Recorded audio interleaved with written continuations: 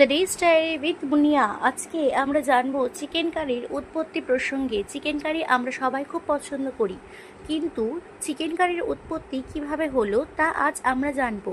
Chicken কারির উৎপত্তি ভারত উপমহাদেশে, যার প্রাচীন শিকড় হাজার হাজার বছর আগে সিন্ধু উপত্যকার সভ্যতার আদি মশলা ও ঝোল রান্নার ঐতিহ্যে প্রথিত।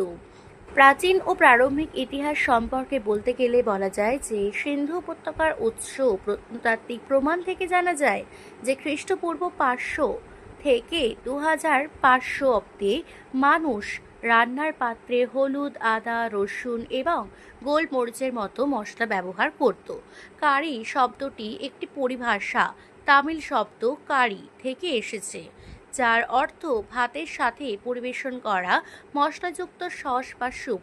আঞ্চলিক বিকাশ: দক্ষিণ এশীয় রন্ধনশিল্পীরা মুরগির মাংসের সাথে স্থানীয় শাকসবজি, পেঁয়াজ, টমেটো এবং আঞ্চলিক মশলার মিশ্রণ ব্যবহার করতে শুরু করেন।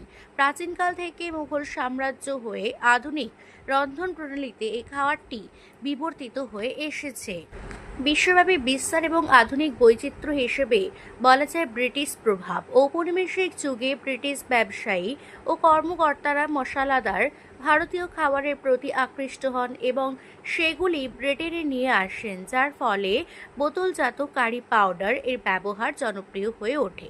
বাটার চিকেন: 1940-এর দশকে ভারতের দিল্লির মতিমহল রেস্তোরাঁয় মাখনযুক্ত টমেটোর গ্রেভিতে তন্দুরি চিকেন রান্না করে এই খাবারটি তৈরি করা হয় এবং চিকেন টিক্কা মশলা হিসেবে বলা হয়। রোস্ট করা মুরগির সাথে ক্রেমি এবং মশলাদার টমেটো সস যোগ করার একটি উপায় হিসেবে গ্রেট ব্রিটেনে প্রায়শই স্কটল্যান্ডের গ্লাসগোর সাথে যুক্ত এটি উদ্ভাবিত হয়েছিল। Thank you.